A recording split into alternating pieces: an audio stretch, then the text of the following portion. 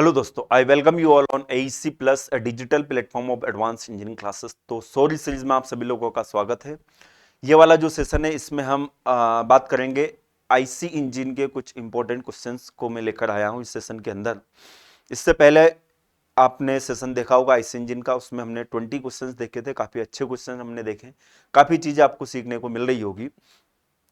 तो ये lecture number 2 है आईसी इंजन का। और अगर आप इसी तरह से सारे सब्जेक्ट के एक साथ प्रैक्टिस सेट देखना चाहते हो, आप सारे सब्जेक्ट को रिवाइज करना चाहते हो कम समय में, टेस्ट सीरीज, तो इसके लिए हमारी एप्लीकेशन AEC प्लस पर बैच अवेलेबल है, प्रैक्टिस प्लस रिवीजन बैच। ये जो बैच है ऑलरेडी स्टार्ट हो चुका है 15 अक्टूबर से। इस बैच के अंदर आपको लगभग 200 प्लस आवर्स के लेक्चर्स मॉड्यूल देखने को मिलेंगे, जिससे आप आपके सब्जेक्ट को रिवाइज कर सकते हैं।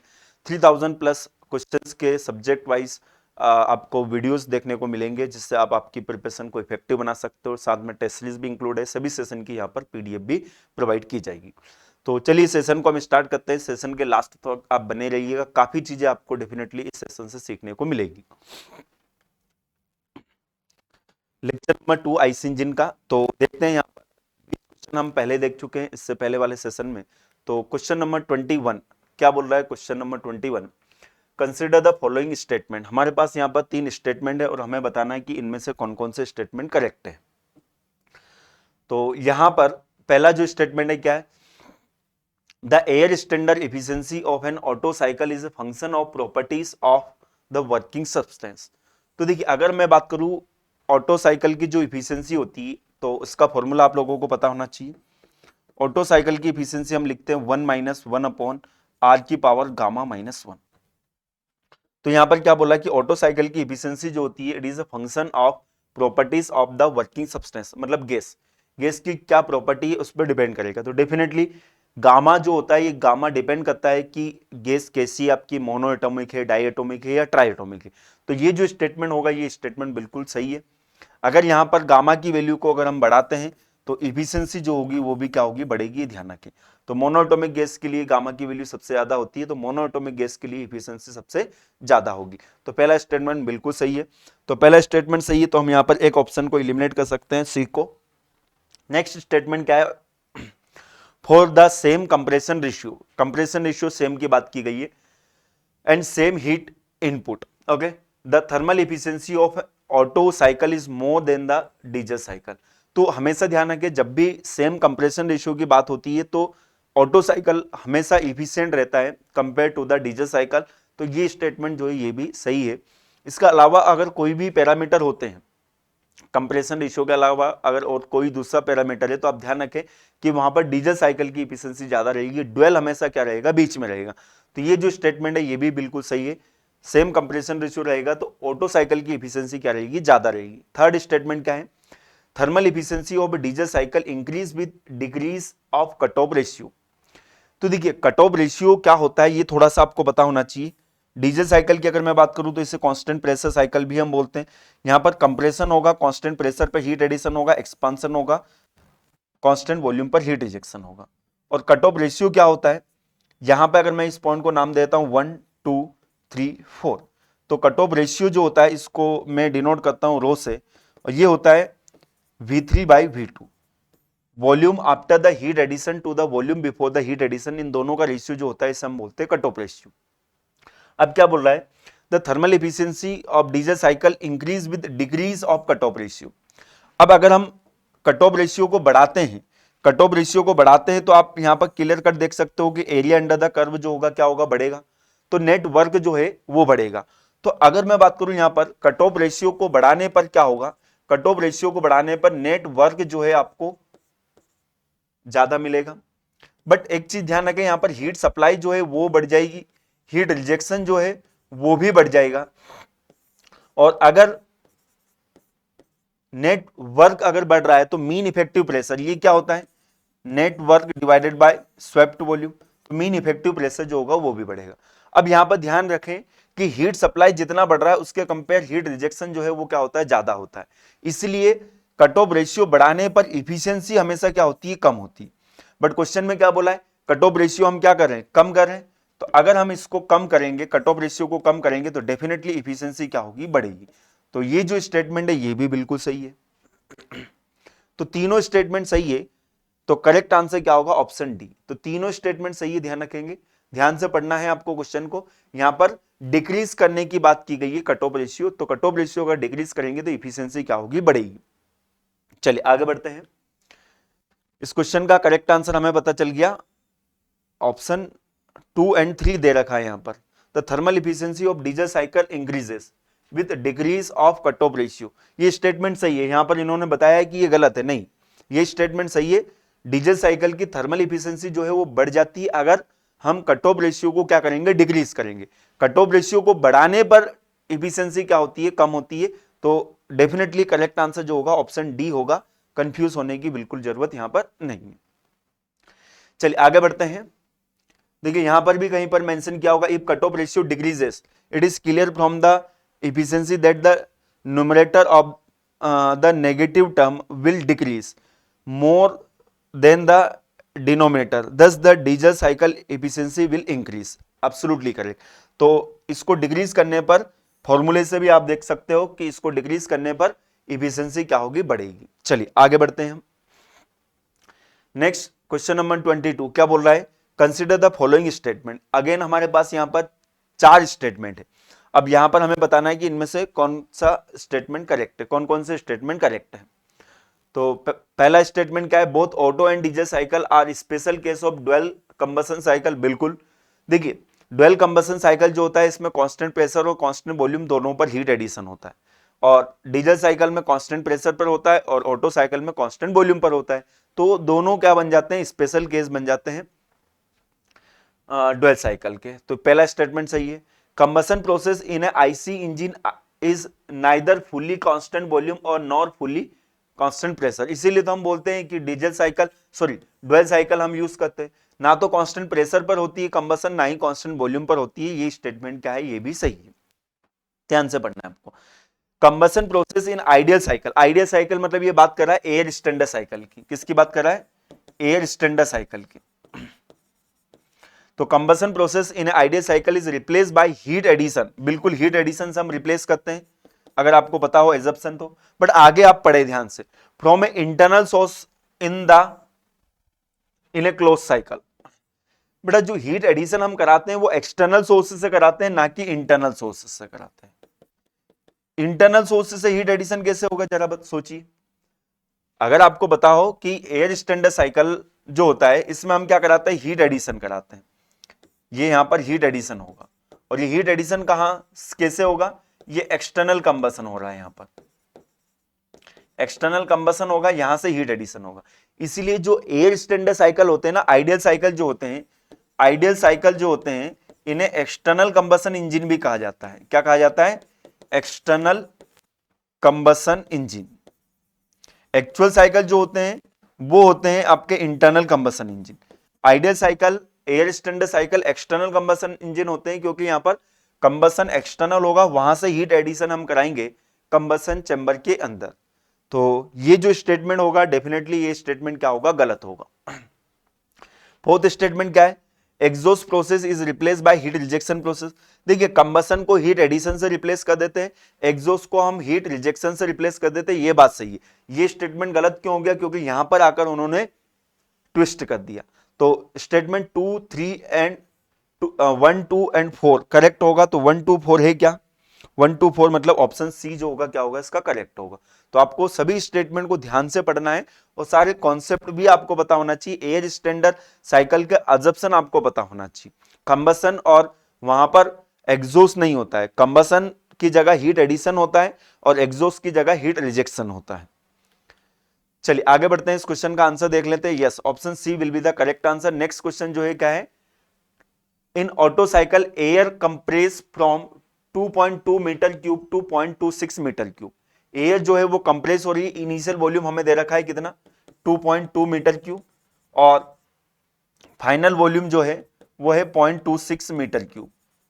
वॉल्यूम कम हो रहा है, कंप्रेशन हो रहा है। From an initial pressure, initial pressure भी हमें दे रखा है। ओके, द नेट आउटपुट पर साइकिल इज 440 किलो जूल। ये तो वर्क हो गया ना, नेटवर्क, नेटवर्क हो गया पर साइकिल। क्या बोला है? Mean effective pressure. तो मीन इफेक्टिव प्रेशर अगर हमें निकालना है तो मीन इफेक्टिव प्रेशर के लिए हम क्या करते हैं, हमें क्या पता होना चाहिए, नेट वर्क पर साइकिल पता होना चाहिए और स्वेप्ट वॉल्यूम पता होना चाहिए। तो कंप्रेशन मतलब पिस्टन जो है before the compression and after the compression जितना वॉल्यूम डिस्प्लेस करता है उसे तो हम स्वेप्ट वॉल्यूम बोलते हैं।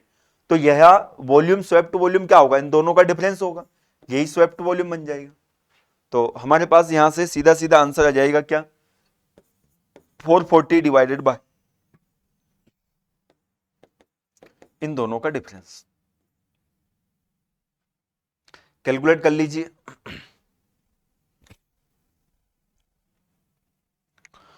440 को हम डिवाइड करेंगे किससे, 2.2 माइनस 0.26 से, तो बनेगा 227.8।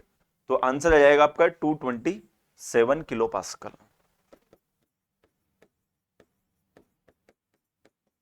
ओके, ये प्रेशर जो दिया है ये कंफ्यूज करने के लिए दिया है, इसकी यहां पर कोई रिक्वायरमेंट नहीं है। चलिए आगे बढ़ते हैं। क्वेश्चन नंबर 24 क्या बोल रहा है, अच्छा क्वेश्चन है, थोड़ा सा लेंथी क्वेश्चन है, बट ऐसा क्वेश्चन भी आपसे बनना चाहिए। क्या है क्वेश्चन, ए 4 सिलेंडर, देखिए सबसे पहले तो आप ध्यान रखिए नंबर ऑफ सिलेंडर कितने हैं, 4 है। A 4 cylinder diesel engine running at 1200 RPM, speed हमें दे रखी है 1200 आरपीएम, डेवलप 18.6 किलोवाट। देखिए डेवलप की अगर बात की गई है तो ये कौन सा पावर होगा, ये बात ध्यान रखें, ये ब्रेक पावर होता है। जब भी पावर डेवलप की बात की जाती है इसका मतलब ये ब्रेक पावर हमें दे रखा है 18.6 kilowatt. Okay, the average torque when one cylinder was cut out. देखिए अगर आपने पढ़ा हो मोस टेस्ट, तो मोस टेस्ट में हम मैकेनिकल इफिशिएंसी, फ्रिक्शन पावर को कैलकुलेट करने के लिए, साथ में इंडिकेटेड पावर को कैलकुलेट करने के लिए यूज करते हैं मोस टेस्ट का। तो उसमें भी हम कुछ इसी तरह से करते हैं। मल्टी सिलेंडर इंजन होते हैं तो उसमें से हम क्या करते हैं, उस टाइम पे जब वो टेस्ट करते हैं तो 1 बाय 1 एक एक सिलेंडर को क्या करते जाते हैं, कट ऑफ करते जाते हैं। तो यहां पर भी वही कुछ सीन है। यहां पर क्या बोला है कि एक सिलेंडर को अगर हम कट ऑफ कर रहे हैं तो उस समय जो टॉर्क हमें मिल रहा है, कितना मिल रहा है, एवरेज टॉर्क मिल रहा है 105 न्यूटन मीटर। इसका मतलब ये जो टॉर्क हमें मिल रहा है 3 सिलेंडर से मिल रहा है, तो 3 सिलेंडर से मिलने वाला टॉर्क अगर आपको पता है, स्पीड तो वही रहेगी। एक बात हमेशा ध्यान रखें, most test will perform always at constant speed. तो कांस्टेंट स्पीड पर परफॉर्म करते हैं। तो आपको यहां से पता चल जाएगा ब्रेक पावर। देखिए ये ब्रेक पावर हमें मिला है जब चारों सिलेंडर जो है उसमें फायरिंग हो रही है। तो अब हमें निकालना है ब्रेक पावर जब 3 सिलेंडर में क्या होगी, फायरिंग होगी। तो ये कितना बन जाएगा, इसको मैं सीधा सीधा लिख रहा हूं 2 पाई एन टी।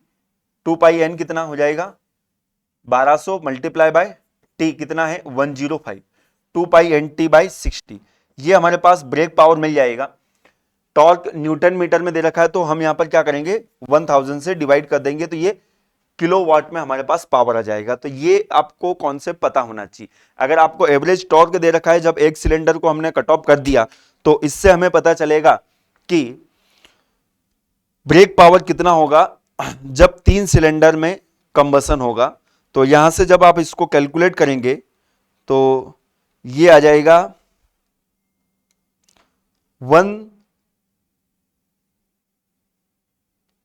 13.1 आ जाएगा।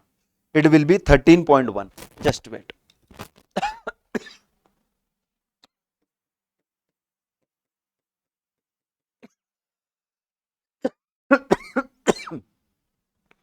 तो देखिए 13.1 हमें क्या मिला है, 13.1 हमें मिला है जब ब्रेक पावर मिला है जब 3 सिलेंडर में कंबसन हो रहा है, एक सिलेंडर को हमने क्या कर दिया, कट ऑफ कर दिया। तो 13.1 हमें ब्रेक पावर मिल गया। अब देखिए यहां से हम निकाल सकते हैं कि एक सिलेंडर से डेवलप होने वाला इंडिकेटेड पावर। तो इंडिकेटेड पावर बाय 1 सिलेंडर क्या होता है, ब्रेक पावर जो हमें चारों सिलेंडर के कंबसन से मिलता है माइनस ब्रेक पावर जो हमें 3 सिलेंडर में कंबसन से मिलता है। तो इन दोनों का डिफरेंस क्या होगा, क्योंकि फ्रिक्शन पावर जो रहेगा वो तो कांस्टेंट रहेगा चारों सिलेंडर। देखिए यहां पर ब्रेक पावर भले 3 सिलेंडर मतलब कंबसन चाहे भले 3 सिलेंडर में हो रहा है, बट फ्रिक्शन तो यहां पर चारों सिलेंडर का कंसिडर होगा ना। तो ये कॉन्सेप्ट आपको पता होना चाहिए। यहां से ब्रेक पावर हमारे पास इंडिकेटेड पावर एक सिलेंडर का कितना आ जाएगा, ये 18.6 माइनस 13.1, तो ये एक सिलेंडर से मिलने वाला इंडिकेटेड पावर हमारे पास आ जाएगा 13.1 को माइनस करेंगे 18.6 में से 13.1, तो ये बन जाएगा 5.5 किलोवाट। ओके, तो एक सिलेंडर से मिलने वाला इंडिकेटेड पावर 5.5 किलोवाट है। तो 4 सिलेंडर से मिलने वाला टोटल इंडिकेटेड पावर अगर मैं बात करूं टोटल, तो क्योंकि 4 सिलेंडर है तो इसमें मैं मल्टीप्लाई कर दूंगा 4 से, ये बन जाएगा 22 किलोवाट, 22 किलोवाट। ठीक है। अब देखिए क्या बोला है, if the calorific value of fuel is 42000, calorific value हमें दे रखी 42000 किलो जूल पर KG. The engine use 0.34 kg of diesel पर किलोवाट आवर। ये क्या है, ब्रेक स्पेसिफिक पावर, ये क्या दे रखा है, ब्रेक स्पेसिफिक फ्यूल कंजप्शन। तो ब्रेक स्पेसिफिक फ्यूल कंजप्शन हमें दे रखा है कितना, 0.34 kg पर किलोवाट आवर। 1 किलोवाट पावर को डेवलप करने के लिए कितना फ्यूल यूज हो रहा है, 0.34 kg फ्यूल यूज हो रहा है। Indicated thermal efficiency was nearly, तो इंडिकेटेड थर्मल इफिशिएंसी जो होती है क्या होती है, ये होता है indicated power divided by mass of fuel into its calorific value. तो देखिए इंडिकेटेड पावर हम यहां से कैलकुलेट कर चुके हैं, चारों सिलेंडर से मिलने वाला इंडिकेटेड पावर 22 किलोवाट। अब हमें यहां पर चाहिए मास ऑफ फ्यूल। अब देखिए मास ऑफ फ्यूल अगर आपको निकालना है तो ये ब्रेक स्पेसिफिक पावर, आपको ब्रेक स्पेसिफिक फ्यूल कंजप्शन दे रखा है। तो ब्रेक स्पेसिफिक फ्यूल कंजप्शन जो है कितना होता है, क्या होता है फॉर्मूला, ये होता है mass of fuel required to produce 1 kilowatt of brake power. तो मास ऑफ फ्यूल हम यहां से कैलकुलेट कर लेंगे। ब्रेक पावर हमें पता है, चारों सिलेंडर में जब कंबसन हो रहा है, 4 सिलेंडर के लिए इंडिकेटेड पावर निकाला है, तो हमें चारों सिलेंडर के लिए मास ऑफ फ्यूल निकालना पड़ेगा। तो यहां पर ब्रेक पावर अपन कितना पुट कर लेंगे, ब्रेक पावर अपन पुट करेंगे 18 पॉइंट कुछ दे रखा है ना, 18.6 को मल्टीप्लाई कर देंगे किससे, पॉइंट, ये कितना दे रखा है 0.34, तो यहां से मास ऑफ फ्यूल आ जाएगा पर सिलेंडर। तो मास ऑफ फ्यूल पर सिलेंडर कितना आएगा, यहां से इसको कैलकुलेट कर लेते हैं, 18.6 मल्टीप्लाई बाय 0.34, तो ये बनेगा 6.324। अब यहां पर थोड़ा सा यूनिट का भी आप ध्यान रखें, ये ब्रेक पावर जो है किसमें, किलोवाट में है। यहां पर मास ऑफ फ्यूल जो हमें रखना होता है किसमें रखना होता है, केजी पर सेकंड में। और ये ब्रेक स्पेसिफिक फ्यूल कंजप्शन जो हमें दे रखा है किसमें दे रखा है, ब्रेक स्पेसिफिक फ्यूल कंजप्शन दे रखा है हमें किलोवाट आवर में दे रखा है। तो किलोवाट आवर में अगर आपको दे रखा है तो यहां पर आपको ये पर आवर में है, पर सेकंड में कन्वर्ट करने के लिए इसको 3600 से डिवाइड करना पड़ेगा। ओके, तो यहां से ब्रेक स्पेसिफिक फ्यूल पावर को आपको डिवाइड करना पड़ेगा किससे, 3600 से, क्योंकि पर आवर दे रखा है, पर सेकंड हमें निकालना है ना। तो यहां से मास ऑफ फ्यूल हमारे पास आ जाएगा 1.75 इंटू 10 की पावर -3 kg पर सेकंड। कितना जाएगा मास ऑफ फ्यूल, 1.75 इंटू 10 की पावर -3 kg पर सेकंड, ये आ जाएगा हमारे पास। ये एक सिलेंडर में, एक सिलेंडर का होगा या चारों का होगा, चारों का हो जाएगा ये। तो अब ये यहां पर हमें पता चल गया, ये यहां पर आप पुट करेंगे, कैलोरीफिक वैल्यू आप पुट करेंगे, इंडिकेटेड पावर आप पुट करेंगे, तो आपके पास आंसर आ जाएगा।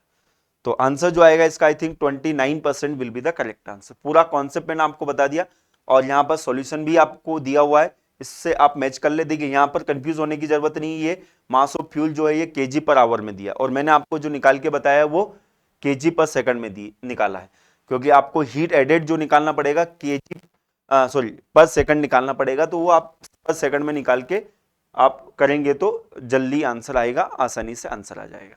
तो यहाँ पर सॉल्यूशन भी दिया हुआ है और सॉल्यूशन को आप क्रॉस वेरीफाई कर ले, और जो मैंने बताई मेथड उससे आप एक बार खुद से ट्राई करें।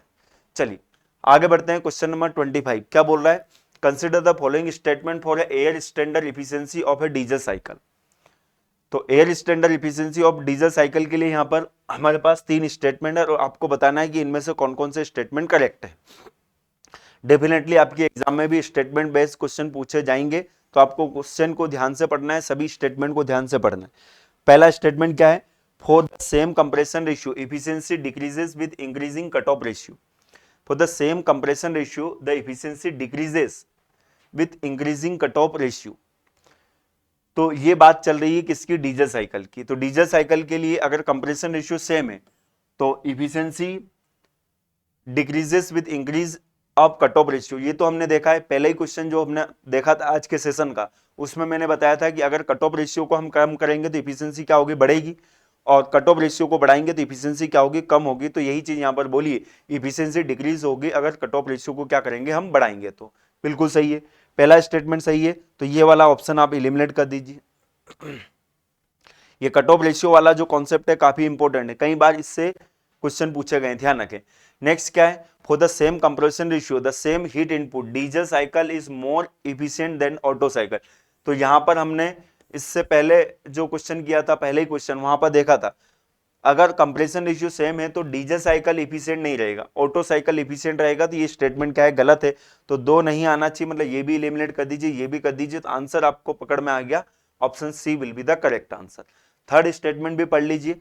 For constant maximum pressure and constant heat input diesel cycle is more efficient than Otto. बिल्कुल सही है, मैंने आपको बताया other than the compression ratio, कोई भी पैरामीटर हो वहां पर डीजल साइकिल हमेशा क्या रहेगा?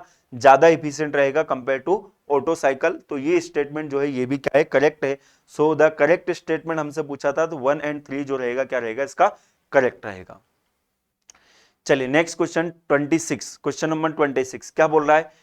If the intake air temperature of an IC engine increases its efficiency. अब देखिए ये क्वेश्चन डायरेक्टली एग्जाम में पूछा जा चुका है, इसलिए मैं यहां पर लेकर आया हूं, अदरवाइज ये क्वेश्चन ही गलत है। जब तक इंजन के बारे में नहीं बोला जाए कि कौन सा इंजन है, तब तक हम नहीं बता सकते, क्योंकि डीजल इंजन में अगर इनटेक टेम्परेचर अगर आप बढ़ाएंगे तो इफिशियंसी बढ़ेगी वहां पर, और वहीं पर ऑटो साइकिल में पेट्रोल इंजन में इनटेक एयर का टेम्परेचर अगर आप बढ़ाओगे तो नॉकिंग की टेंडेंसी बढ़ जाएगी, जिससे इफिशियंसी क्या हो जाएगी? कम हो जाएगी। बट अगर सीधा ऐसा क्वेश्चन आता है जब इंजन के बारे में आपको नहीं बोला गया है, तो आप हमेशा ध्यान रखें, इसका आंसर टिक करें क्या? डिक्रीज। यूपीएससी में पूछा जा चुका है, इसलिए मैं यहाँ पर इसको लेकर आया। तो इनटेक एयर का टेम्परेचर अगर हम बढ़ाएंगे तो वहां पर इफिशियंसी क्या होगी? डिक्रीज होगी, ये आप ध्यान रखें। चलिए आगे बढ़ते हैं। The two reference fuel use C10 rating. C10 rating ये डीजल फ्यूल की रेटिंग के लिए, डीजल फ्यूल के लिए हम यूज करते हैं, डीजल फ्यूल के लिए यूज करते हैं। और C10 रेटिंग में होता है क्या है? Percentage by volume of C10 to the percentage by volume of C10 plus alpha methyl naphthalene. ये ध्यान रखें, परसेंटेज किसका? C10 का, divided by percentage C10 plus percentage of alpha methyl naphthalene. तो इन दोनों का रेशियो जो रहता है इसे हम बोलते हैं C10 नंबर। C10 नंबर जो होता है ये आपको बताता है एंटी नॉक प्रॉपर्टी के बारे में। जितना अधिक C10 नंबर होगा, एंटी नॉक प्रॉपर्टी उतनी बेटर रहेगी, नॉकिंग की टेंडेंसी उतनी कम रहेगी। C10 नंबर आपको बताता है कि फ्यूल में जो डिले है वो डिले कम होगा या ज्यादा होगा। C10 नंबर अगर ज्यादा है तो डिले जो होगा वो कम होगा, तो नॉकिंग की टेंडेंसी क्या होगी? कम होगी। तो C10 नंबर के बारे में पता होना चाहिए। ऑक्टेन नंबर का भी क्वेश्चन पूछा जाता है, तो ऑक्टेन नंबर जो होता है किस किस का रेशियो होता है? आइसो ऑक्टेन और एन हेप्टेन, मतलब डिनोमिनेटर में क्या आएगा? आइसो ऑक्टेन और एन हेप्टेन, और ऊपर क्या रहेगा? Iso octane. आइसो ऑक्टेन को आर्बिटरी हम 100 ऑक्टेन नंबर देते हैं, और एन हेप्टेन को हम कितना देते हैं? 0 देते हैं। इसी तरह C10 में C10 को हम आर्बिटरी 100 C10 नंबर देते हैं, और अल्फा मिथाइल नेफ्थलीन को ध्यान रखें 15 देते हैं। कितना देते हैं? 15 देते हैं, ठीक है। और ध्यान रखें कि फ्यूल के अंदर अब जो हमारा डीजल है, पेट्रोल है, इनके अंदर C10 n heptane alpha methyl naphthalene ये नहीं होते हैं, बट ये रेफरेंस फ्यूल होते हैं। और इसको चेक करने के लिए, अच्छा एक और बात मैं आपको बता देता हूं, C10 नंबर, ऑक्टेन नंबर जो है 100 से अधिक हो सकते हैं, बिल्कुल हो सकते हैं। इनसे भी अच्छे फ्यूल अगर हैं तो उनका C10 नंबर 100 से भी अधिक हो सकता है, ये बात आप ध्यान रखें, ठीक है। चलिए इसको मैं पूरा अच्छे से कंप्लीट पढ़ाता हूं। जब आईसी इंजन पढ़ाता हूं, इसको एक स्टैंडर्ड इंजन होता है जिसे बोलते हैं cooperative fuel research engine. Cooperative fuel research engine की मदद से हम C10 और ऑक्टेन नंबर कैलकुलेट करते हैं फ्यूल का। तो वहां पर हम इनको रेफरेंस फ्यूल की तरह यूज करते हैं। ये हमारे फ्यूल के अंदर ना भी हो तब भी हम C10 और ऑक्टेन नंबर कैलकुलेट कर सकते हैं, बात ध्यान रखें। जरूरी नहीं कि जो आप डीजल पेट्रोल यूज कर रहे हो उसके अंदर ये कार्बन कंपाउंड अवेलेबल हो। चलिए आगे बढ़ते हैं। तो इस क्वेश्चन का करेक्ट आंसर क्या हो जाएगा? Option D will be the correct answer. Next question है क्वेश्चन नंबर 28। क्या बोल रहा है? Which one of the following figure correctly represent the variation of thermal efficiency. Y axis पर यहां पर इफिशियंसी दे रखी है और एक्स एक्सिस पर हमें दे रखा है मिक्सचर स्ट्रेंथ। मिक्सचर स्ट्रेंथ का मतलब यहां पर मिक्सचर, देखिए यहां पर आप देखेंगे एक तरफ लिखा हुआ लीन, एक तरफ लिखा हुआ रिच। तो पहले तो आपको ये समझ में आना चाहिए कि लीन और रिच का मतलब क्या है। तो मिक्सचर की स्ट्रेंथ को पता करने के लिए हम एक टर्म पढ़ते हैं जिसे हम बोलते हैं एयर फ्यूल रेशियो। तो एयर फ्यूल रेशियो, अब देखिए एयर फ्यूल रेशियो अगर मैं बात करूं डीजल और पेट्रोल के लिए, तो एयर फ्यूल रेशियो क्या बताता है कि 1 kg फ्यूल के कंप्लीट कंबसन के लिए कितना एयर की रिक्वायरमेंट होती है। तो अगर आपका फ्यूल पेट्रोल है तो इसके लिए अप्रोक्सीमेटली 14.4 kg एयर की जरूरत होती है, और अगर आपका डीजल है तो 14.7 kg ऑफ एयर की जरूरत होती है। तो ये डेटा आप ध्यान रखें। राउंड फिगर में हम दोनों के लिए कितना ले लेते हैं? 15, मतलब 15 kg एयर की रिक्वायरमेंट होती है 1 kg फ्यूल के कंप्लीट कंबसन के लिए। और ये जो आता है एयर फ्यूल रेशियो, ये हम कैलकुलेट करते हैं बाय यूजिंग केमिकल इक्वेशन। तो केमिकल इक्वेशन, तो इसीलिए इसे हम बोलते हैं स्टोइकियोमेट्रिक एयर फ्यूल रेशियो। तो यहां पर आप देख रहे हो चारों ऑप्शन में यहां पर ये बीच की जो लाइन है यहां पर लिखा हुआ है स्टोइकियोमेट्रिक मिक्सचर। तो स्टोइकियोमेट्रिक मिक्सचर का मतलब, जैसे कि अगर मैं पेट्रोल डीजल की बात कर रहा हूं तो यहां पर जो वैल्यू है कितनी है? 15 है। ये जो वर्टिकल लाइन बनी हुई है यहां पर ये वैल्यू कितनी है? 15 है। अब देखिए इधर लीन लिखा हुआ, इधर रिच लिखा हुआ। लीन का मतलब क्या होता है, रिच का मतलब क्या होता है, पहले उसको समझे। रिच का मतलब जब फ्यूल की क्वांटिटी क्या होती है? ज्यादा होती है। देखिए फ्यूल की क्वांटिटी ज्यादा हो या एयर की क्वांटिटी कम हो तो हम उस मिक्सचर को क्या बोलेंगे? रिच मिक्सचर बोलेंगे। मतलब एयर फ्यूल रेशियो जो है वो क्या होगा? एयर फ्यूल रेशियो अगर स्टोइकियोमेट्रिक एयर फ्यूल रेशियो से, अब देखिए यहां पर अगर फ्यूल की क्वांटिटी अगर मैं ज्यादा कर देता हूं तो ये जो रेशियो है अभी जो 15 आ रहा था अब 15 से क्या हो जाएगा? कम हो जाएगा। या फिर एयर की क्वांटिटी अगर मैं बढ़ा देता हूं, सॉरी रिच मिक्सचर में, या फिर हम क्या कर देते हैं एयर की क्वांटिटी को बढ़ा देते हैं तो तब भी ये रेशियो क्या हो जाएगा? बढ़ जाएगा। तो हमेशा ध्यान रखें कि रिच मिक्सचर के लिए एयर फ्यूल रेशियो की वैल्यू जो रहेगी वो क्या रहेगी? कम रहेगी। देखिए रिच मिक्सचर की अगर मैं बात करूं तो यहां पर या तो फ्यूल की क्वांटिटी कम हो, सॉरी फ्यूल की क्वांटिटी ज्यादा हो, या फिर एयर की क्वांटिटी कम हो। तो रिच मिक्सचर के लिए एयर फ्यूल रेशियो जो रहेगा वो क्या रहेगा? कम रहेगा। लीन मिक्सचर के लिए एयर फ्यूल रेशियो जो रहेगा क्या रहेगा? ज्यादा रहेगा। अब यहां पर आपको बताना है efficiency versus this air fuel ratio. तो अब एक बात आप ध्यान रखें कि मैक्सिमम इफिशियंसी कब मिलेगी? मैक्सिमम इफिशियंसी मिलेगी जब प्रॉपर कंबसन होगा। और प्रॉपर कंबसन कब होगा? जब एग्जैक्टली जितना एयर रिक्वायर्ड है उतना एयर उस फ्यूल को मिले। तो एग्जैक्टली का मतलब क्या हुआ? Stoichiometric air fuel ratio. तो स्टोइकियोमेट्रिक एयर फ्यूल रेशियो रहेगा उस समय हमें इफिशियंसी क्या मिलेगी? मैक्सिमम मिलेगी। अब बात ये आती है कि सर अगर फ्यूल ज्यादा है तो फिर इफिशियंसी क्या होगा, और फ्यूल अगर कम है तो इफिशियंसी का क्या होगा? तो देखिए अगर फ्यूल ज्यादा है तो भी इफिशियंसी कम होगी और फ्यूल कम है तो भी इफिशियंसी कम होगी। क्यों? अगर फ्यूल की क्वांटिटी ज्यादा है और एयर की क्वांटिटी क्या है? कम है। तो एयर की क्वांटिटी कम है तो यहां पर कुछ फ्यूल जो है वो अनबर्न रह जाएगा। अनबर्न फ्यूल रह जाएगा तो वो हीट जितनी डेवलप होगी उसको थोड़ा सा और अब्जॉर्ब करेगा। तो जो पीक टेम्परेचर डेवलप होगा वो क्या होगा? कम होगा। तो हमेशा ध्यान रखें कि अगर फ्यूल की क्वांटिटी ज्यादा है तब भी एफिशिएंसी कम होगी। अब बात यह आती है कि अगर फ्यूल की क्वांटिटी कम है और एयर की क्वांटिटी ज्यादा है, एयर की क्वांटिटी अगर ज्यादा है तो फिर क्या होगा? तो एयर की क्वांटिटी ज्यादा। अब देखिए एयर में क्या कंबसन के लिए तो ऑक्सीजन की जरूरत होती है, बट क्या केवल हम सिलेंडर के अंदर ऑक्सीजन को सप्लाई करते हैं क्या? नहीं, सिलेंडर के अंदर तो एटमॉस्फेरिक एयर इंटर करती है और इस एटमॉस्फेरिक एयर में तो नाइट्रोजन का परसेंटेज भी तो काफी ज्यादा होता है। नाइट्रोजन का परसेंटेज अगर हम देखें तो लगभग 77% जो होता है वो नाइट्रोजन होता है। अब देखिए एयर बहुत ज्यादा अमाउंट में चली गई है सिलेंडर के अंदर और उसमें नाइट्रोजन वैसे ही ज्यादा है। नाइट्रोजन का अमाउंट ज्यादा होने की वजह से ये जो फ्यूल के पार्टिकल है कार्बन हाइड्रोजन के पार्टिकल है, इसके आसपास नाइट्रोजन का कंसंट्रेशन जो है वो क्या हो जाएगा, बढ़ जाएगा, तो इनको ऑक्सीजन उस चैम्बर के अंदर मिल ही नहीं पाएगा। तो इस केस में भी कुछ अनबर्न फ्यूल पार्टिकल जो है वो सिलेंडर से क्या हो जाएंगे, बाहर निकल जाएंगे। तो अगर रिच मिक्सचर है तो भी प्रॉब्लम है, लीन मिक्सचर है तो भी प्रॉब्लम है। ध्यान रखें मैक्सिमम इफिशिएंसी आपको कब देखने को मिलेगी, when the air fuel ratio is stoichiometric. तो यहां पर अगर आप देखें चारों ऑप्शन को, तो अब चारों ऑप्शन में तो मैक्सिमम एफिशिएंसी सभी ऑप्शन में आपको दे रखा है, कहां पर ज्यादा है, स्टोइकियोमेट्रिक एयर फ्यूल रेशियो पर। तो अब इसमें से बेस्ट आंसर जो होगा क्या होगा, देखिए रिच मिक्सचर होने पर एफिशिएंसी जो है ड्रास्टिकली डिक्रीज हो जाती है, रिच मिक्सचर में प्रॉपर कंबसन ही नहीं होगा, तो इसलिए करेक्ट आंसर क्या हो जाएगा, option C will be the correct answer. Okay, तो देख लेते हैं इस क्वेश्चन का करेक्ट आंसर क्या होगा। Yes, option C will be the correct answer. चलिए आगे बढ़ते हैं।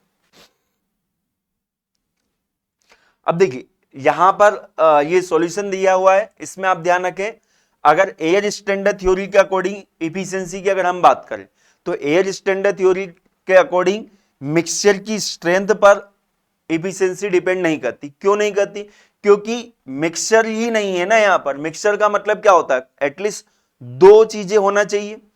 एयर स्टैंडर्ड थ्योरी में तो जो हमारा वर्किंग सब्सटेंस होता है केवल एयर होता है ना, वहां पर फ्यूल तो होता ही नहीं। तो फ्यूल अगर नहीं रहेगा तो इफिशिएंसी मिक्सचर की स्ट्रेंथ पर डिपेंड नहीं करेगी, ध्यान रखें। इसके अलावा और भी बहुत सारी थ्योरी होती है जैसे कि फ्यूल एयर थ्योरी, उसके अकॉर्डिंग ग्राफ कुछ इस तरह से बनेगा।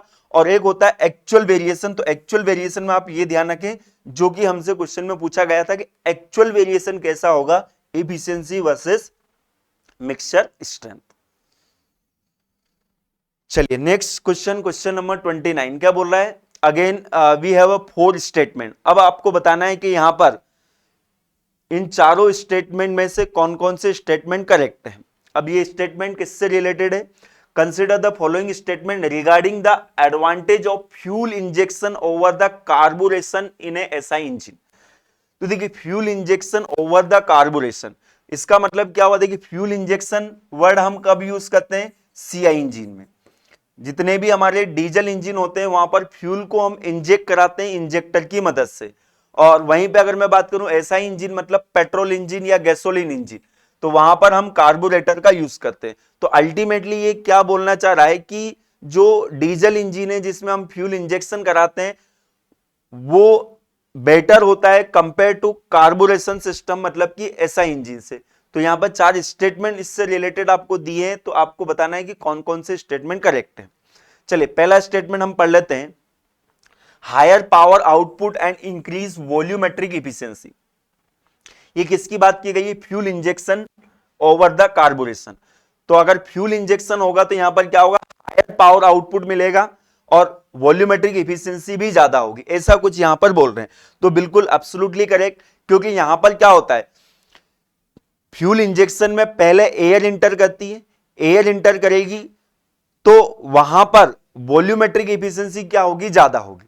जबकि एसआई इंजन में आप देखते हो एयर प्लस फ्यूल दोनों का मिक्सचर इंटर कर रहा है, तो इस केस में इफिशिएंसी क्या होगी, कम होगी। कौन सी efficiency, volumetric efficiency. Even not only volumetric efficiency, thermal efficiency की भी अगर हम बात करें इन जनरल तो सीआई इंजन की थर्मल इफिशिएंसी क्या होती है, ज्यादा होती। दूसरे तरीके से भी हम देख सकते हैं वॉल्यूमेट्रिक इफिशिएंसी प्रेशर रेशियो पर डिपेंड करती है और प्रेशर रेशियो डिपेंड करेगा किस पर, वॉल्यूम रेशियो पर। तो फ्यूल इंजेक्शन सिस्टम में वॉल्यूम रेशियो जो होता है क्या होता है, ज्यादा होता है, जिसे हम बोलते हैं कंप्रेशन रेशियो। इसीलिए आउटपुट जो हमें मिलता है वो ज्यादा मिलता है। तो आपको पता होगा जितने भी हेवी व्हीकल्स होते हैं सभी बेस्ड होते हैं सीआई इंजन पर, डीजल वहां पर फ्यूल को यूज किया जाता है। तो ये स्टेटमेंट जो है बिल्कुल सही है। सेकंड स्टेटमेंट क्या है, simple and inexpensive injection equipment. अब देखिए सिंपल एंड इनएक्सपेंसिव इक्विपमेंट ये किसकी बात कर रहा है, फ्यूल इंजेक्शन। अब फ्यूल इंजेक्शन सिस्टम में आपको मोटर की जरूरत पड़ेगी जिसकी मदद से आप फ्यूल को इंटर कराएंगे कंबसन चैम्बर के अंदर, और जबकि कार्बोरेशन सिस्टम में एक सिंपल कार्बोरेटर की जरूरत होती। तो जितनी भी सीआई इंजन पर बेस्ड व्हीकल्स होते हैं, गाड़ियां होती हैं, सभी कॉस्टली होती। तो ये स्टेटमेंट जो है बिल्कुल गलत है, ये सिंपल नहीं होगा बल्कि एक्सपेंसिव होगा और इसका जो सिस्टम रहेगा कॉम्प्लिकेटेड रहेगा। तो दो अगर गलत है तो आपको आंसर तो यहां से मिल ही चुका है, ऑप्शन डी जो रहेगा क्या रहेगा, सही रहेगा। थर्ड स्टेटमेंट भी हम पढ़ लेते हैं, longer life of injection equipment. अरे इंजेक्शन इक्विपमेंट की लाइफ कम रहेगी क्योंकि डीजल इंजन में टेम्परेचर जो है वो ज्यादा डेवलप होता है, तो ये स्टेटमेंट जो है ये भी गलत है। Less knocking and reduce tendency of backfire, yes. देखिए कंप्रेशन रेशियो जितना ज्यादा होगा तो नोकिंग की टेंडेंसी क्या हो जाएगी, कम हो जाएगी, तो ये स्टेटमेंट जो है ये भी करेक्ट है। तो 1 और 4 दोनों करेक्ट है, तो करेक्ट आंसर क्या बन जाएगा हमारा, option D will be the correct answer. चलिए देख लेते हैं, यस।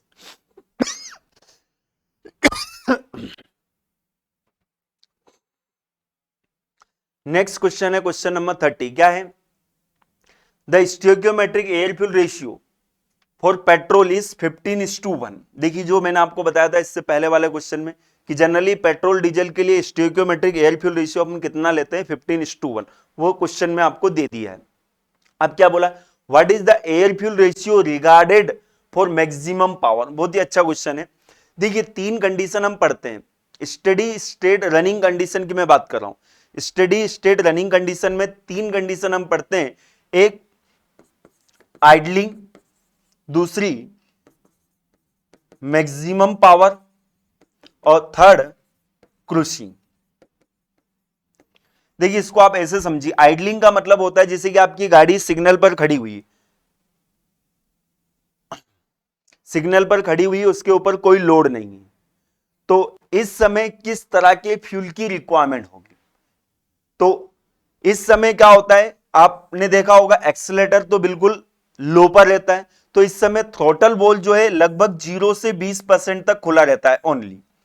थ्रोटल वॉल अगर कम खुला है तो कम एयर इंटर करेगी, कम एयर फ्यूल इंटर करेगा कंबसन चैम्बर के अंदर, तो गाड़ी के बंद होने के चांसेस काफी ज्यादा रहेंगे। तो गाड़ी को अगर आपको स्टार्ट रखना है तो अलग से वहां पर फ्यूल को आपको इंजेक्ट कराना पड़ेगा। तो हमेशा ध्यान रखें, आइडलिंग में रिच मिक्सचर की जरूरत पड़ती है, आइडलिंग में रिच मिक्सचर की जरूरत पड़ती है। तो जब भी सिग्नल की टाइमिंग ज्यादा हो तो आप गाड़ी को बंद कर दे तो फायदे में रहोगे। रिच मिक्सचर उस समय इंटर करेगा कंबसन चैम्बर के अंदर। नेक्स्ट बात आती है क्रूसिंग। क्रूसिंग का मतलब होता है नॉर्मल स्पीड, नॉर्मल स्पीड पर नॉर्मल लोड पर आपकी गाड़ी चल रही, तो इस समय जो थ्रोटल वॉल होता है लगभग 20 से 70% के आसपास ओपन रहता है। तो इस समय स्लाइटली लीन मिक्सचर की जरूरत होती है, और ये एयर फ्यूल रेशियो जो होता है ये लगभग 16:1 के आसपास होता है। स्लाइटली लीन मिक्सचर की जरूरत होती है इस समय। ये इकोनॉमिक रेंज भी हम इससे बोलते हैं, क्रूसिंग मतलब इकोनॉमिक रेंज। आपने देखा होगा माइलोमीटर पे एक ग्रीन सिग्नल रहता है, तो वो ग्रीन सिग्नल उस समय जो एयर फ्यूल मिक्सचर इंटर कर रहा है सिलेंडर के अंदर वो स्लाइटली लीन। लीन का मतलब क्या हुआ कि फ्यूल की क्वांटिटी कम, फ्यूल की क्वांटिटी कम, इसका मतलब क्या हुआ कि माइलेज जो मिलेगा आपको अच्छा मिलेगा। थर्ड कंडीशन है मैक्सिमम पावर। अब देखिए मैक्सिमम पावर का मतलब क्या हुआ, जैसे ही आपको लगता है कि गाड़ी को मुझे तेजी से लेके जाना है या लोड बढ़ गया तो एक्सीलरेटर आप बढ़ाते हो, एक्सीलरेटर आप बढ़ाते हो तो इससे होता है क्या, थ्रोटल वॉल्व फुल्ली ओपन हो जाता है, 100% थ्रोटल वॉल्व आपका ओपन हो जाएगा। अब थ्रोटल वॉल्व अगर आपका ओपन हो गया तो उस समय क्या होगा, एयर और फ्यूल की अगर मैं बात करूं तो फ्यूल का मास ज्यादा होता है कंपेयर टू एयर, एयर हल्का होता है, तो सिलेंडर के अंदर क्या होगा, एयर तेजी से चली जाएगी और फ्यूल इतनी तेजी से नहीं जा पाएगा, मतलब फ्यूल का इनर्शिया ज्यादा होने की वजह से फ्यूल जो है वो पीछे रह जाएगा। फ्यूल पीछे रह जाएगा तो गाड़ी जो है वो आपका हाई स्पीड पर नहीं जा पाएगी। तो हाई स्पीड पर नहीं जा पाएगी तो इसलिए हम क्या करते हैं, अलग से एक मीटरिंग सिस्टम लगाते हैं जिससे वो एक्स्ट्रा फ्यूल को सप्लाई कर देता है कंबसन चैम्बर के अंदर। तो यहां पर भी ध्यान रखें मैक्सिमम पावर में भी रिच मिक्सर की जरूरत पड़ती है। तो आइडलिंग में रिच, मैक्सिमम पावर में रिच, क्रूसिंग में भी रिच, और एक और टर्म आती है कोल्ड स्टार्टिंग। कोल्ड स्टार्टिंग की अगर मैं बात करूं, जैसे कि ठंड के टाइम पर टेम्परेचर बहुत कम है, आसपास का एनवायरनमेंट का टेम्परेचर कम है, तो डेफिनेटली सिलेंडर के वॉल का टेम्परेचर भी कम होगा, तो वहां पर फ्यूल जो है वो एटोमाइज नहीं हो पाता है। देखिए कंबसन के लिए फ्यूल का एटोमाइजेशन जरूरी है, तो वहां पर आपको क्या करना पड़ेगा, एक्स्ट्रा फ्यूल ऐड करना पड़ेगा ताकि एटोमाइजेशन की प्रोबेबिलिटी जो है क्या हो जाए, बढ़ जाए। तो इस केस में भी आप ध्यान रखें रिच मिक्सचर की जरूरत पड़ती है। अब हमसे क्या पूछा था क्वेश्चन में, what is the air fuel ratio regarded for the maximum power. तो ये हमें समझ में आ गया कि अब हमें रिच मिक्सचर को टिक करना होगा, मैक्सिमम पावर की बात है। तो 16:1 से 18:1 ये तो लीन मिक्सचर हो गया, तो ये आंसर नहीं होगा। 15:1 से 17:1 ये भी लीन मिक्सचर हो गया। अब यहां पर दो ऑप्शन है, 12:1, 14:1 से लेके, एक है 9:1 से लेके 11:1। तो दोनों ही आपका रिच मिक्सचर के लिए एयर फ्यूल रेशियो। तो आप ध्यान रखें इसके लिए आंसर जो होगा क्या होगा, 12:1, लगभग ये 13.5 होता है। तो 13.5 12 और 14 के बीच में आ रहा है। तो करेक्ट आंसर क्या हो जाएगा इसका, option C will be the correct answer. Next question क्या है, क्वेश्चन नंबर 31 क्या बोल रहा है, a 4 stroke diesel engine when running at 2000 RPM, speed हमें दे रखी है 2000 RPM, has an injection duration of 1.5 millisecond. देखिए इंजेक्शन ड्यूरेशन हमें दे रखी, इंजेक्शन ड्यूरेशन का मतलब क्या हुआ, फ्यूल कितने समय के लिए अंदर जा रहा है, कितने समय तक अंदर जा रहा है, समय के लिए कितने समय तक अंदर जा रहा है। ये जो ड्यूरेशन दे रखी है हमें 1.5 मीटर पर सेकंड दे रखी। क्या बोला, what is the corresponding duration of crank angle in degree.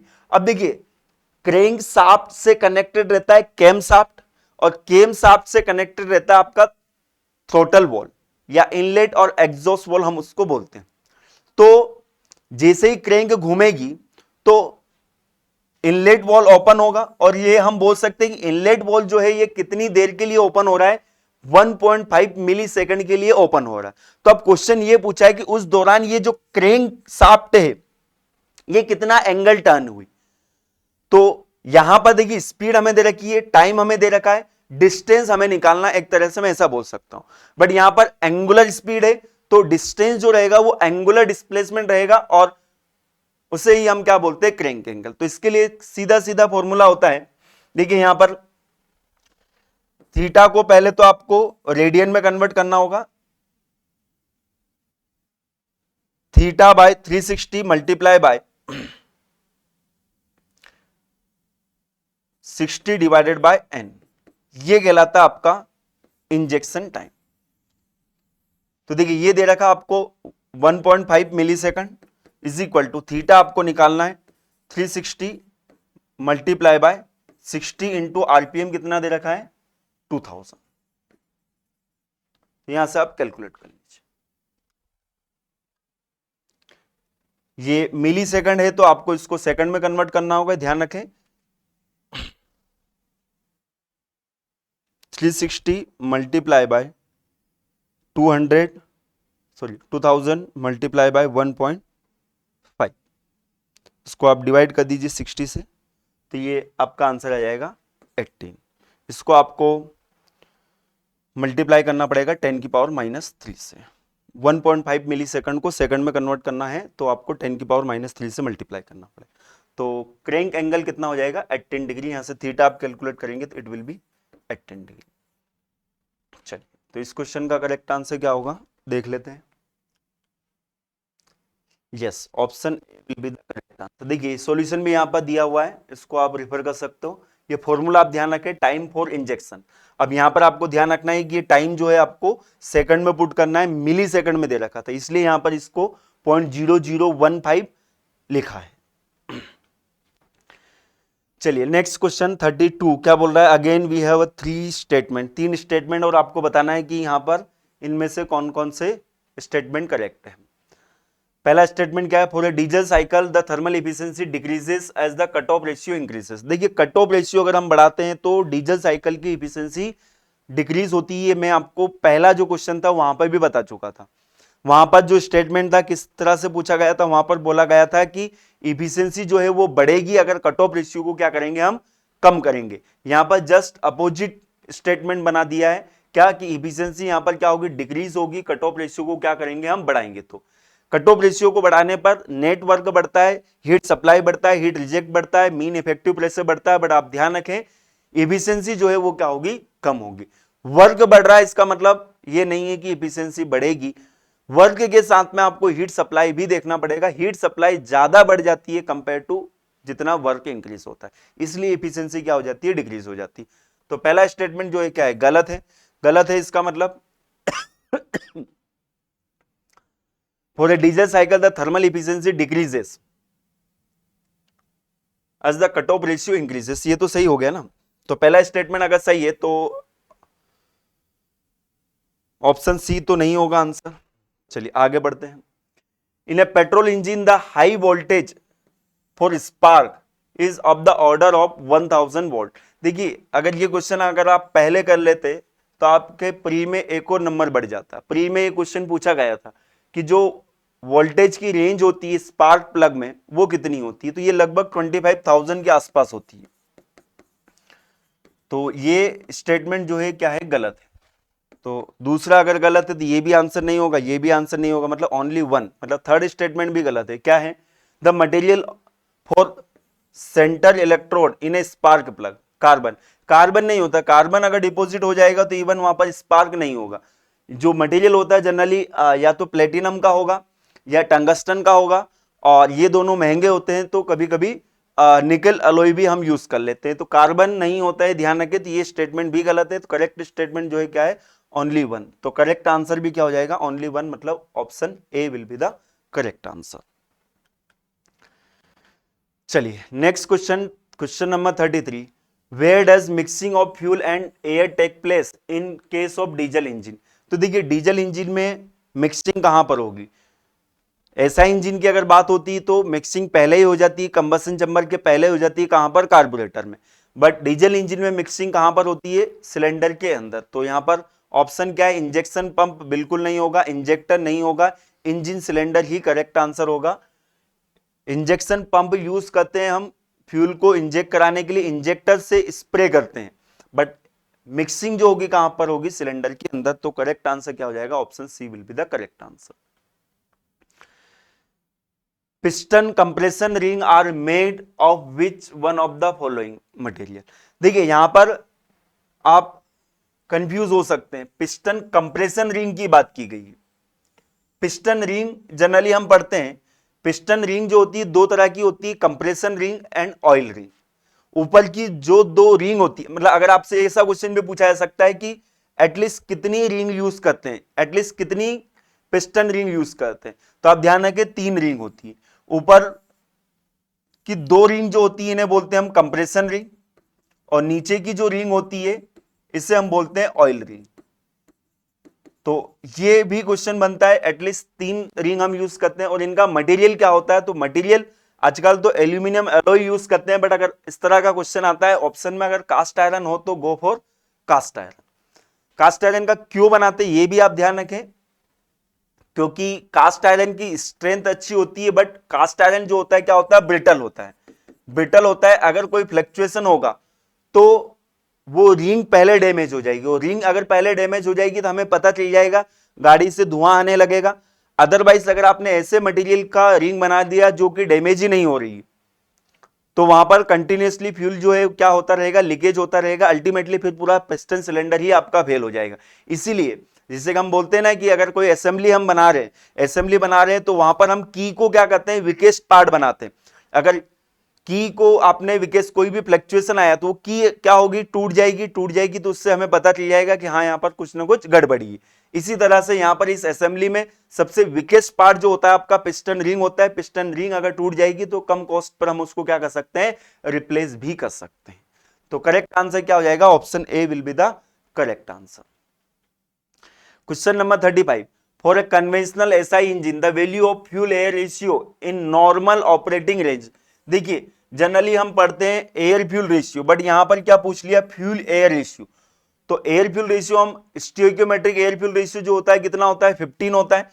अब यहां पर फ्यूल एयर रेशियो पूछा है तो आपको 1/15 की वैल्यू को निकाल के यहां पर आपको कंपेयर करना है कि कौन सा आंसर हो सकता है।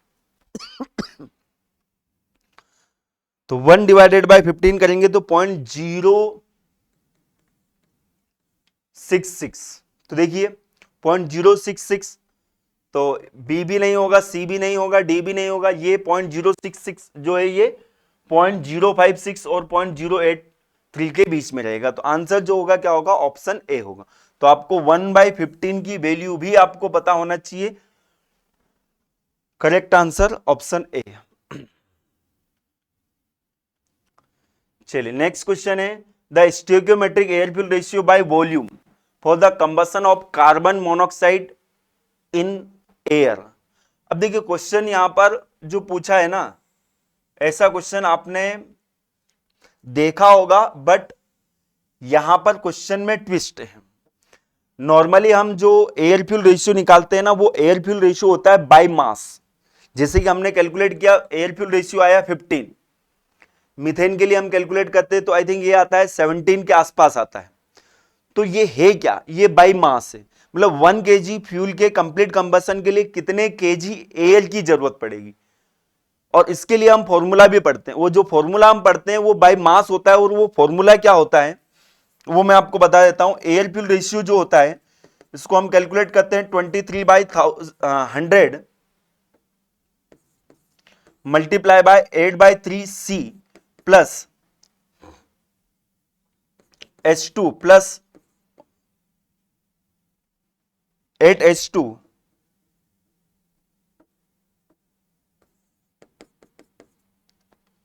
Plus sulphur minus O2। यहां पर ये CH2 और S और O2 क्या है, ये 1 kg फ्यूल में 1 kg फ्यूल में कितना कार्बन है, कितना हाइड्रोजन है, कितना सल्फर है, कितना ऑक्सीजन है। इसकी वैल्यू को अगर आप पुट करेंगे तो उस 1 kg फ्यूल के लिए कितनी एयर की जरूरत पड़ेगी हमें यहां से मिल जाएगा। बट ये फॉर्मूला जब हम यूज करते हैं तो यहां पर आप ध्यान रखें केजी में बात कर रहे हैं, मतलब ये बाय मास, ये फॉर्मूला जो आता है बाय मास। अब क्वेश्चन में यहां पर क्या पूछ लिया, अब इससे आप कैलकुलेट करेंगे तो आंसर मिल जाएगा आपको जो ऑप्शन में है, बट वो गलत है। कई जगह पर वो आंसर दे भी रखा है, बट यहां पर क्वेश्चन में पूछा है by volume. By volume carbon monoxide का आप कंबसन कराइए, कंबसन होगा कार्बन मोनोऑक्साइड का तो क्या मिलेगा, CO2। कार्बन मोनोऑक्साइड के कंप्लीट कंबसन के लिए कितने ऑक्सीजन की जरूरत पड़ेगी, आधे मोल ऑक्सीजन की जरूरत पड़ेगी। तो हमें क्या मिल जाएगा, CO2 मिल जाएगा। बाय मास आप कैलकुलेट करेंगे तो आप आसानी से कैलकुलेट कर सकते हैं। कार्बन मोनोऑक्साइड का मास कितना है, 12 और 16 28 केजी के लिए कितनी ऑक्सीजन, 16 केजी ऑक्सीजन की जरूरत पड़ेगी। तो आपको पता होना चाहिए by mass by volume oxygen कितनी होती है एटमॉस्फेयर में। तो अगर मैं बात करूं percentage of oxygen and percentage of nitrogen by mass और बाय वॉल्यूम, तो ध्यान रखें वॉल्यूम मास जो होता है ऑक्सीजन का ज्यादा होता है, तो ये आपका बाय मास होता है 23% और ये रहेगा आपका 77%। बाय वॉल्यूम अगर पूछा जाता है तो ऑक्सीजन जो होता है ये होता है 21% और ये होता है 79% अप्रोक्सीमेट। इतना वैल्यू हम लेकर चलते हैं। तो अब अगर मैं बात करूं बाय मास, तो बाय मास में ये आ जाता है आपका 23 डिवाइडेड बाय 100। अब हमें यहां पर ये वाला कैलकुलेशन नहीं करना है क्योंकि बाय मास नहीं बोला गया, बाय वॉल्यूम बोला गया है। तो बाय वॉल्यूम बोला गया तो आप सीधा सीधा यहां पर बोल सकते हो कि ये 1 मोल कार्बन मोनोऑक्साइड का हम यहां पर बोल देते हैं 1 मोल। 1 मोल के कंप्लीट कंबशन के लिए यहां पर कितने ऑक्सीजन की जरूरत पड़ रही है, 0.5 मोल की जरूरत पड़ रही है, 0.5 मोल। और एटमॉस्फेयर में आप बाय वॉल्यूम जाते हो तो 21 मोल ऑक्सीजन के लिए आपको कितना मोल एयर लेनी पड़ेगी, 100 मोल एयर लेनी पड़ेगी, क्योंकि इसमें 79 मोल जो है वो क्या है आपका नाइट्रोजन है। तो 21 मोल के लिए 100, तो 1 मोल के लिए कितनी जरूरत पड़ेगी, 1 मोल के लिए 100/21 और हमें कितने मोल ऑक्सीजन चाहिए, 0.5 मोल चाहिए। ठीक है, क्या हो जाएगा 100 डिवाइडेड बाय 21 इंटू 0.5। तो इसको आप कैलकुलेट करें कितना आ रहा है, 100 divided by 21 multiply by 0.5, it will B 2.38। अगर कोई इसका सॉल्यूशन आपको बता दे तो मेरे पास आ जाइएगा, मैं भी मान जाऊंगा कि हां आंसर बताया है किसी ने। बात समझ में आई। इस चक्कर में अगर आप चले गए केजी के चक्कर में तो आंसर आपका आएगा, I think it will B 2.45, जो कि गलत है। यहां पर फ्यूल एयर रेशियो पूछा है बाय वॉल्यूम, तो बाय वॉल्यूम अगर क्वेश्चन आता है तो आपको कुछ इस तरह से निकालना है, जो कि काफी इजी है निकालना। ठीक है, चलिए आगे बढ़ते हैं हम। Piston of diesel are usually cooled by, piston जो होती है डीजल इंजन की, इसको हम लुब्रिकेटिंग ऑयल से कूलिंग करते हैं। सिलेंडर की अगर बात होती है तो वो एयर कूलिंग होती है, वाटर कूलिंग होती है, बट पिस्टन की बात की गई है यहां पर, क्वेश्चन को आपको ध्यान से पढ़ना है। तो लुब्रिकेटिंग ऑयल की मदद से ही उसकी क्या होती है, कूलिंग होती है, ध्यान रखें। चलिए आगे बढ़ते हैं। 38, air injection in IC engine refer to the injection of, देखिए एक होता है एयर इंजेक्शन होता है और एक होता है सॉलिड इंजेक्शन। सॉलिड इंजेक्शन बोले या फिर इसको एयरलेस इंजेक्शन बोले, दो कैटेगरी होती है। तो एयर इंजेक्शन का मतलब होता है लिक्विड फ्यूल और एयर दोनों का इंजेक्शन, इसे बोलते हैं एयर इंजेक्शन। ओके, तो करेक्ट आंसर क्या हो जाएगा, option C will be the correct answer. Question number 39 क्या बोल रहा है, in a diesel engine the control of black smoke in exhaust can be achieve by, आप देखते हो कि डीजल इंजन जो होता है इससे ब्लैक स्मोक आता है, इसको कैसे कंट्रोल कर सकते हैं। यहां पर 3 स्टेटमेंट दे रखे हैं, आपको बताना है कि कौन कौन से करेक्ट स्टेटमेंट। सबसे पहला है running the engine at lower load, देखिए लोड अगर कम रहेगा तो मिक्सचर कैसा इंटर करेगा, स्लाइटली लीन मिक्सचर इंटर करेगा, और स्लाइटली लीन मिक्सचर इंटर करेगा तो कंबसन भी वहां पर ठीक ठाक हो जाएगा, प्रॉपर होगा, क्योंकि अनबर्न हाइड्रोकार्बन पार्टिकल नहीं बचेंगे। तो डेफिनेटली अगर इंजन कम स्पीड पर चलेगा तो वहां पर स्मोक, ब्लैक स्मोक की प्रॉब्लम नहीं रहेगी। पहला स्टेटमेंट जो है क्या है, बिल्कुल सही है। Maintaining the injection system perfect, ये तो बिल्कुल, इंजेक्शन सिस्टम आपका परफेक्ट रहेगा तो डेफिनेटली वहां पर ब्लैक स्मोक की प्रॉब्लम नहीं रहेगी। और using diesel fuel of higher cetane number, यहां पर कंफ्यूज हो जाते हैं स्टूडेंट। देखिए सीटेन नंबर आपको बताता है कि जो इंजेक्शन डिले है, इंजेक्शन डिले है वो कम होगा या ज्यादा होगा। सीटेन नंबर की वैल्यू अगर ज्यादा है तो डिले जो होगा क्या होगा, कम होगा। अब डिले कम होने से ब्लैक स्मोक का कोई रिलेशन नहीं है, इसलिए ये जो स्टेटमेंट है ये स्टेटमेंट करेक्ट नहीं है। So the correct statement is 1 and 2, so the correct answer will be option B. Option B जो होगा क्या होगा, इसका करेक्ट आंसर होगा। लास्ट क्वेश्चन आज के सेशन का, मैच द कॉलम का operating mode of IC engine हमें दे रखा एसआई इंजन, और इनके लिए हमें यहां पर दे रखा एयर फ्यूल रेशियो, बता चुका हूं। कोल्ड स्टार्टिंग में चले जाइए 5, बी का 5 मतलब ऑप्शन डी, ए का 2 आइडलिंग में बता चुका हूं, क्रूसिंग में स्लाइटली लीन मिक्सचर यूज करते हैं तो 3 बनना चाहिए, मैक्सिमम पावर में ये बन जाएगा। ऑप्शन डी जो है क्या हो जाएगा, करेक्ट हो जाएगा। ऑलरेडी सारे कॉन्सेप्ट में आपको बता चुका हूं। ओके, तो करेक्ट आंसर क्या है, option D will be the correct answer. So thank you very much to join the session. I hope आपको सेशन पसंद आया होगा। सेशन की पीडीएफ के लिए must join our public Telegram group AEC plus app and YT discussion channel. सेशन अगर आपको पसंद आया तो इसको जरूर मेंशन करें कमेंट्स बॉक्स में। ग्रुप को ज्वाइन करने के लिए इसकी लिंक दे रखी है डिस्क्रिप्शन बॉक्स में, उस पर जाकर आप उसको ज्वाइन कर सकते हो। सभी सेशन की पीडीएफ यहाँ पर प्रोवाइड की जाती है। So thank you very much to join the session. मिलेंगे नेक्स्ट सेशन में। Goodbye, take care.